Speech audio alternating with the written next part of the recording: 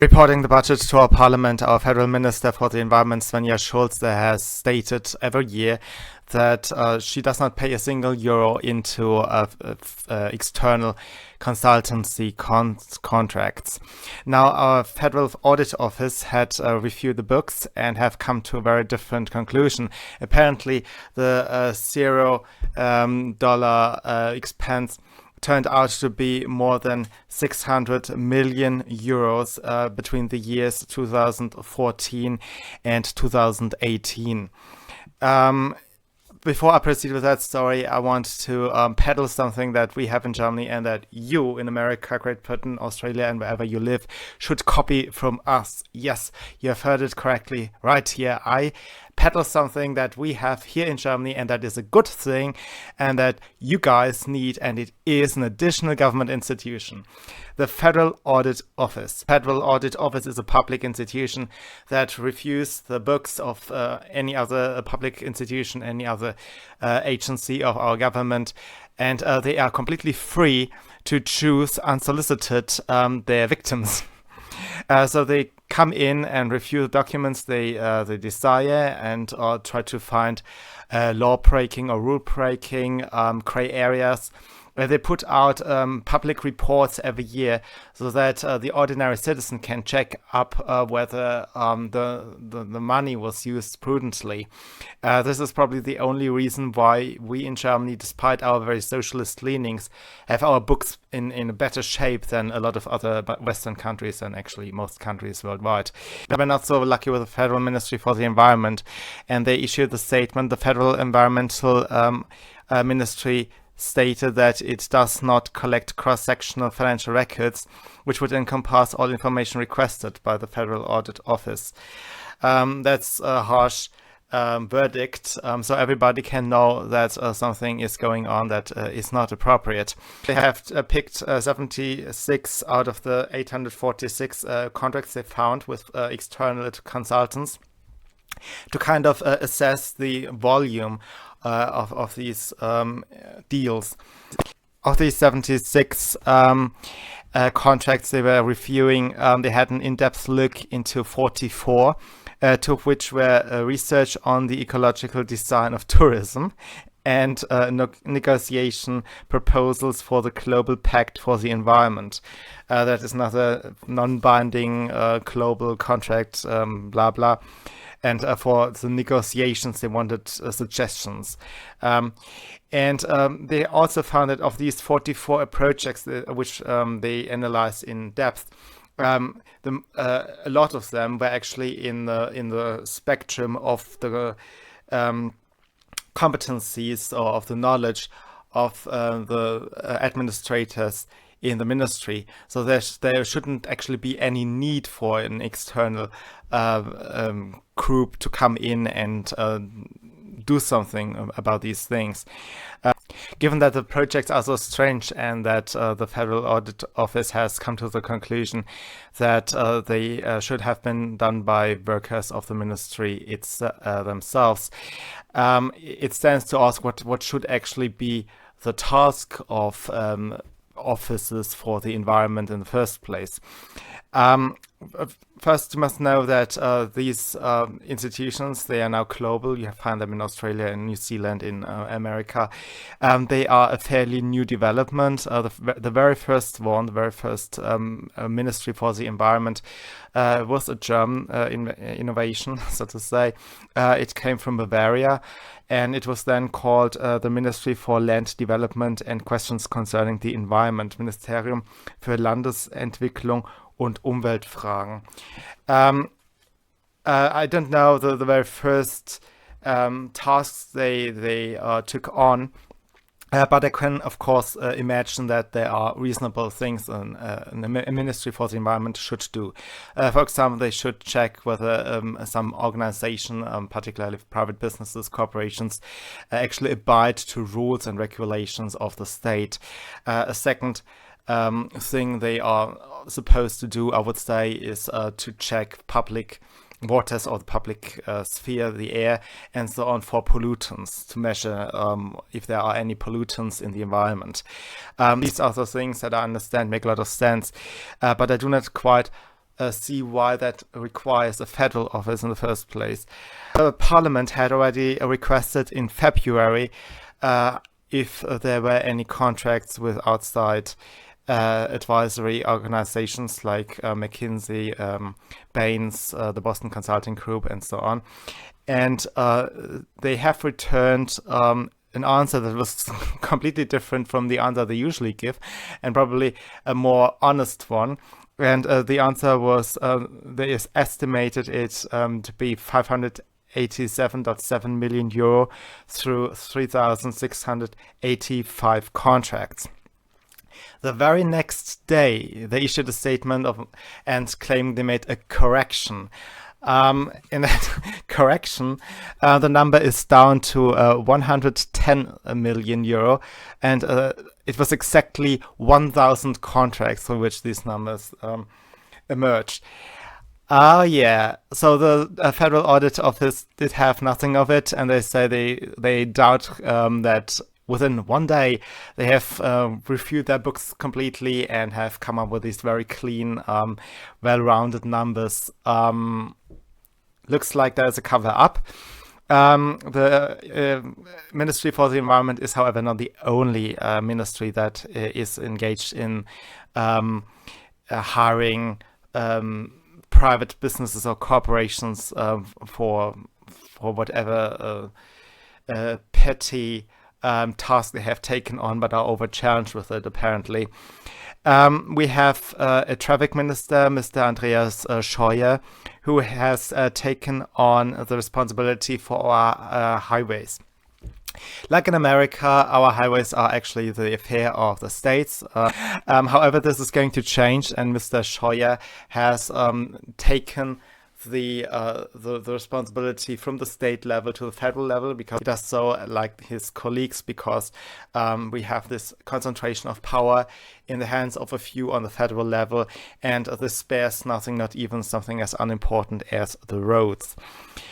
He has spent 86 million in contracts with external advisors, and still he does not want the responsibility. It just takes let's say he takes the jobs or the work of the state organizations. But then what you also find on the federal level, and even more so on the EU level, is that these people do not really want to take the responsibilities. They do not want to look bad when things go wrong. And so the government has founded a private organization called Autobahn GmbH. That GmbH is our limited. They have founded a private organization that is totally 100% owned by the state. Something that would not exist in America. Of course, that would never exist in America, because you guys control the limits of your state, and therefore the state should not own an entire company on its own, and it should not just push the responsibility of something into a legal form that is supposed to be protected against the government influence, and is then therefore outside the controls of the Constitution. But here this is no problem, apparently, and we have now our autobahns, or we are going to have our autobahns under the control of a supposedly private organization that is 100% owned by the state. According to the magazine Spiegel, Mr. Scheuer's consultancy costs may even be much higher than he admits. They suspect that it may run into the hundreds and thousands of euro, because he did not sign all these legal firms as consultancies. Now, this has a predecessor, and this is quite an important one, and probably more important than the case of Mrs. Schulze and Mr. Scheuer. And this is the story of our Ministry of Defense. The current president of the EU Commission, Ursula von der Leyen, had previously been the Minister of Defense of Germany, and she had spent up to 150 million euro annually on advisors.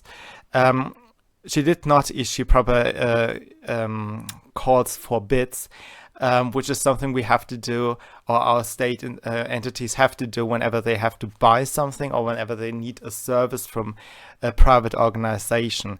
Then they have to ask the competition to make suggestions, and they are obliged to pick the best. Only, of course, if you want to build an autobahn, then you have only this one supplier, which is yourself. Ursula von der Leyen did not ask for proper bids. Instead, she just gave the office to her friends. Only a small fraction of the contracts were shown to the auditors when they requested it, and the most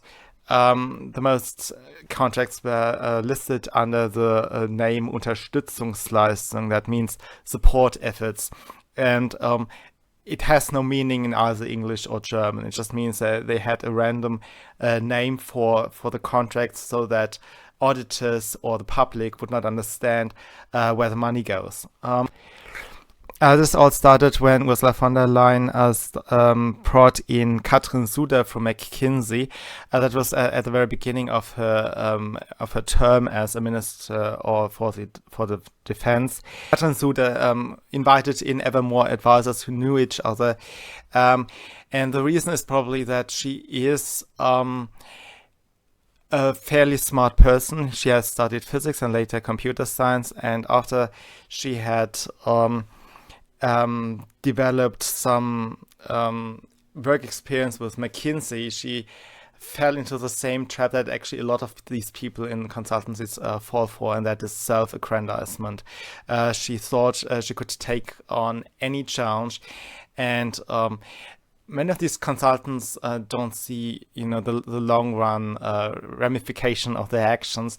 And if they take on something as big as the Federal Ministry of the Defense, they may have underestimated what they have in front of them. The nature of their work is not quite clear.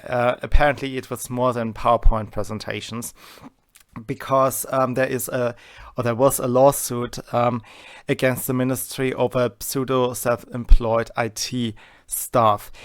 That means they are workers who have conducted programming work, and they are basically hired by the ministry, but not officially.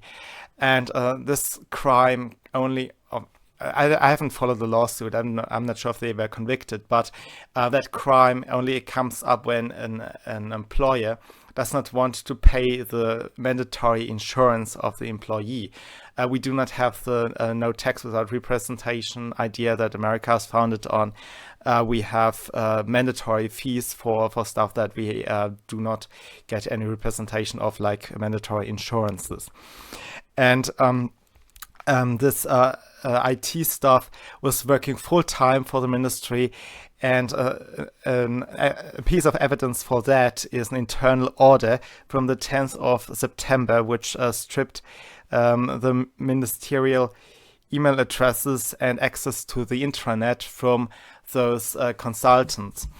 That is quite astonishing that a private corporation or that a number of private corporations, the contracts are not even numbered properly, had access to a variety of intranets of the defense ministry.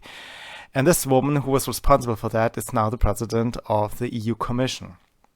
And what added to that is that Ursula von der Leyen's son is with McKinsey himself. So there's, let's say, the rumor of nepotism in the air. However, due to the bad experience with Ms. Suder, it is said that McKinsey lost a lot of work for the ministry, and it may not have benefited Mrs. von der Leyen and her son so much that she brought in all these consultants.